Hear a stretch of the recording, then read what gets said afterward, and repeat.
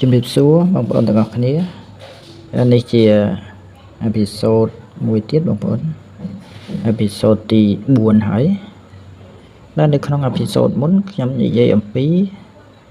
ស្ត្រីដែលមិនគួរស្រឡាញ់ឬក៏មិនគួរយកធ្វើជាភរិយា5យ៉ាងអាហ្នឹងបងប្អូនបានស្ដាប់រួចមកហើយខ្ញុំសន្យាថាបើមានពេលនឹងនិយាយអំពីស្ត្រីដែលយើងគួរយកមកធ្វើជាភរិយាយ៉ាងនៅក្នុងវីដេអូនេះគឺនិយាយអំពីស្ត្រីដែលគួរយកមកធ្វើជាភរិយាបងប្អូនណាចំណុចនេះគឺជាចំណុចសំខាន់ដែរនៅក្នុងសភៅយល់ដឹងអំពីអាពាហ៍ពិពាហ៍ហើយមែនតើខ្ញុំបានលើកឡើងហើយនៅក្នុងពុទ្ធសាសនាក៏មាននិយាយអំពីបុគ្គលដែលគួរយកមកធ្វើជាភរិយាបុគ្គលឬក៏ថាស្ត្រីដែលមិនគួរយកមកធ្វើជាភរិយាអញ្ចឹងវាជាជំរើសរបស់បងប្អូនថាតើគួរយកមនុស្សស្រីរបៀបម៉េចយកមកធ្វើជាភរិយាខ្ញុំធ្លាប់នេះដែរបងប្អូនវីដេអូមុនដឹងទីប្រហែលទី1ហ្នឹងទី2ហ្នឹងខ្ញុំនិយាយពីការជ្រើសរើសភរិយានឹងដែរបងប្អូនប៉ុន្តែអានោះវាជាយើងហៅថាសិក្សាពីរឿងដូចជាមាននៅក្នុងរឿងមហោសថហើយនឹងចំណុចខ្លះគឺជាបទពិសោធន៍តខ្លួនតែប៉ុណ្ណោះប៉ុន្តែនេះអត់ទេបងប្អូននេះជាគោលឬក៏ជាចំណុចដែលមាននៅក្នុងសៀវភៅដែលយើងអាចសិក្សាបានអញ្ចឹងចំណុចទាំងអស់ហ្នឹងបងប្អូនអាចពិចារណាបានថាចំណុចនីមួយៗបងប្អូនមើលទៅលើមនុស្សដែលយើងស្រឡាញ់វាស្ថិតនៅក្នុងចំណុចហ្នឹងដែរទេអញ្ចឹងបើសិនជាស្ថិតនៅក្នុងចំណុចទាំងអស់ហ្នឹងគឺវាជារឿងល្អហើយគួរយកមកធ្វើជាភរិយាបានបងប្អូនណាហើយមែនតើវាត្រូវតែជាបែបហ្នឹងឯងបងប្អូនមានន័យថាចំណុចទាំងអស់ហ្នឹងគឺជាចំណុចដែលបុរសហ្នឹងចង់បានមែនបងប្អូនមិនជាចំណុចនេះមិនត្រូវការទេត្រូវការចំណុចនេះអត់ទេចំណុចខ្លះបើយើងចង់បានប៉ុន្តែវាខុសពីយើងហៅថាសភាពពិតជាក់ស្ដែងឬក៏ខុសពីក្បួនយើងចង់បានមែនប៉ុន្តែយកមកវាអត់សមប្រកបអញ្ចឹងទេអញ្ចឹងបងប្អូនចាំស្ដាប់នៅក្នុងនេះគឺមាន7ចំណុចដែលយើងហៅថាស្ត្រីដែលគួរយកមកធ្វើភរិយាបងប្អូនណាទី1យើងមើលទៅលើវ័យគឺអាយុបងប្អូនអាយុហ្នឹងប្រហែលគ្នាណាបងប្អូនយើងចំណុចសំខាន់ទី1ហើយខ្ញុំធ្លាប់និយាយពីបទពិសោធន៍ខ្ញុំក៏ខ្ញុំចង់បានភរិយាដែលមានអាយុហ្នឹងមិនលើសមិនខុសគ្នាឆ្ងាយពេកហ្នឹងខ្ញុំធ្លាប់និយាយដែរបងប្អូនណាអញ្ចឹងចំណុចទី1បងប្អូនចំណាំទៅគឺអាយុមានន័យថាកុំឲ្យខុសគ្នាឆ្ងាយពេកវាដាច់ឆ្ងាយពេកអានឹងវាមិនល្អទេហើយនៅក្នុងក្បួនបារានោះក៏គេហាមឃាត់ផងដែរថាបុរសដែលមានវ័យចាស់ហួសពេកហើយមានតម្រេកដោយក្តីតណ្ហានាំយកស្រីក្មេងមកធ្វើភរិយាហេតុនោះទៅជានាំឲ្យវិនាសបងប្អូនណាអានឹងសិតតែជាចំណុចដែរមិនគួរមានន័យថា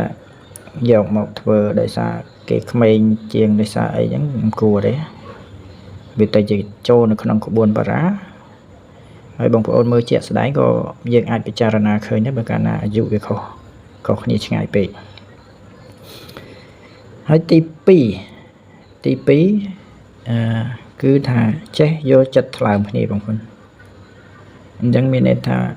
ស្រឡាញ់បុគ្គលហ្នឹងតើតែគាត់ចេះយល់ដឹងពីយើងដែរហើយយើងយល់ដឹងពីគាត់អាហ្នឹងទៅគួរជ្រើសរើសបងប្អូនយើងហៅថាយល់អធ្យាស្រ័យគ្នាបងប្អូនអញ្ចឹងតើតែមានទាំងសងខាងមានន័យថា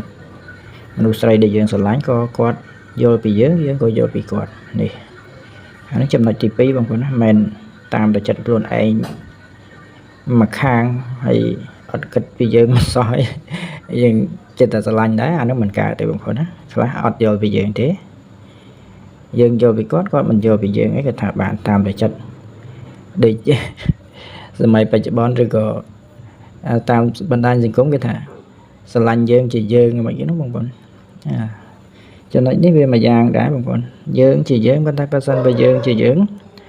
នៅក្នុងផ្លូវមិនល្អឬក៏ចំណុចអវិជ្ជមានអានេះវាគ្រោះថ្នាក់ដែរអញ្ចឹងវាស្ថិតនៅក្នុងចំណុចមួយទៀតបងប្អូនយ៉ាងទី2គឺយកចិត្តគ្នាហើយទី3ណាអញ្ចឹងវាពាក់ព័ន្ធគ្នាបងប្អូនណាចំណុចនេះទី3ហ្នឹងគឺថាប្រព្រឹត្តតាមចិត្តគ្នាណាមានន័យថាបច្ចេកយកស្របគ្នាយកគំនិតហ្នឹងឲ្យចេះយកស្របគ្នាតាមចិត្តគ្នាមានន័យថាមិនចាប់កំហុសគ្នាហើយចេះលើកទឹកចិត្តគ្នាបងប្អូនណាហើយចំណុចមានន័យថាធ្វើអ្វីមួយយើងអាចពិភាក្សាភាអីចឹងទៅហើយយល់ព្រមតាមគ្នាត្រូវធ្វើបានគឺធ្វើកិច្ចការណាមួយគឺធ្វើតាមគ្នាហើយអាចលើកទឹកចិត្តគ្នាមិនតាមតែចាប់កំហុសហើយប្រឆាំងទៅតឹងទឹះដាក់គ្នារហូតនោះទេបងប្អូនណាអញ្ចឹងនេះគេប្រព្រឹត្តតាមចិត្តគ្នាគឺបែបហ្នឹងឯងបងប្អូនគឺយើងពិភាក្សាហើយធ្វើបែបណាមួយត្រូវតែដល់កម្លាំងចិត្តឲ្យគ្នាហើយធ្វើទៅទាំងអស់គ្នានេះជាចំណុចទី3វាផ្ទុយពីចំណុច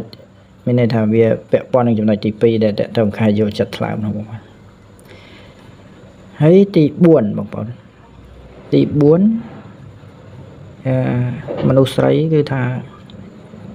ចង់បានទ្រព្យដោយកន្លងធម៌បងប្អូនណា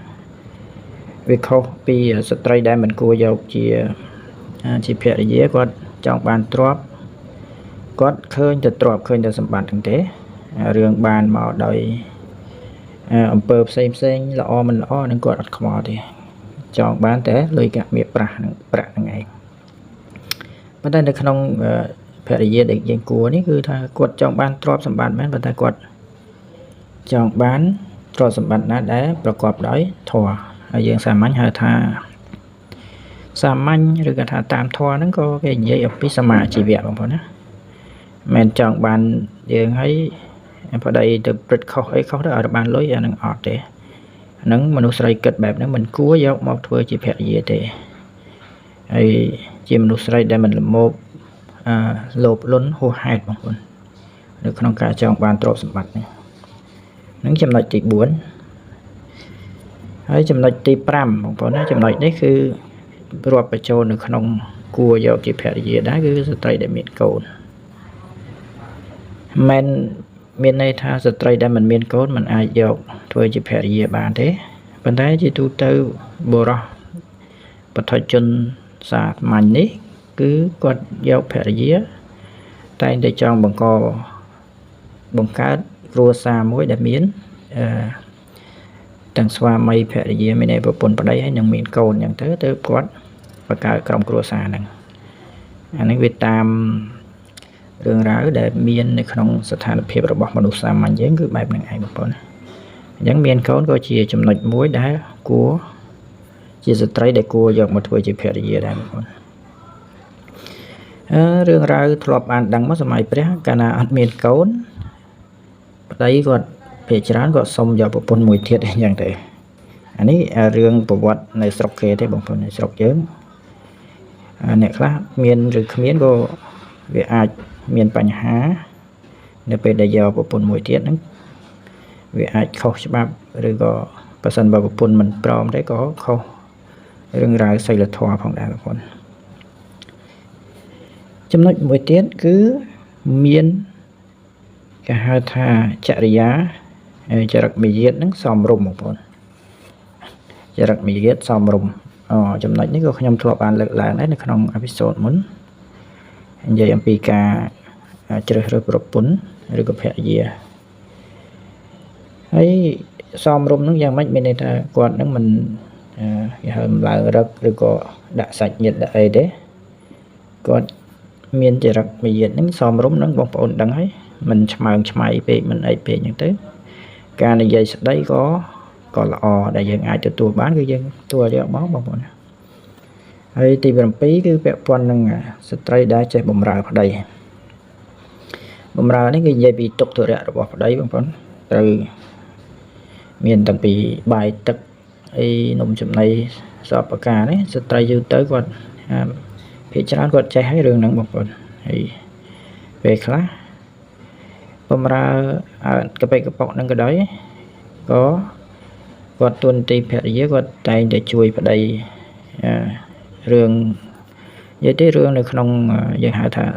ជីវភាពគ្រួសារនៅក្នុងផ្ទះសម្បែងនេះឯងភាគច្រើនបងប្អូនអញ្ចឹងនឹងស្ត្រីដែលចេះ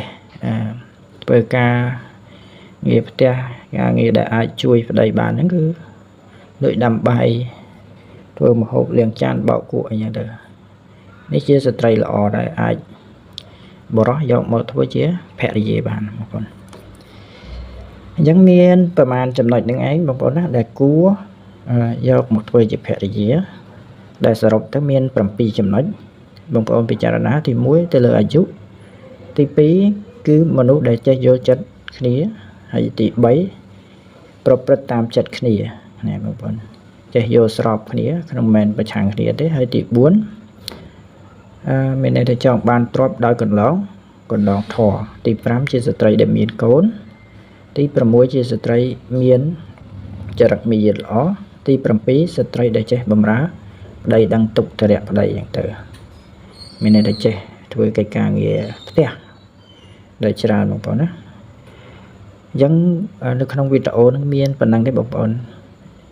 ដោយសារនេះជាវីដេអូដែលបានធ្វើឡើងបន្ទាប់ពីវីដេអូមុនហើយបងប្អូនកុំភ្លេចតាមដាននិងស្ដាប់នៅវីដេអូក្រោយយើងនិយាយអំពីបរិសុទ្ធ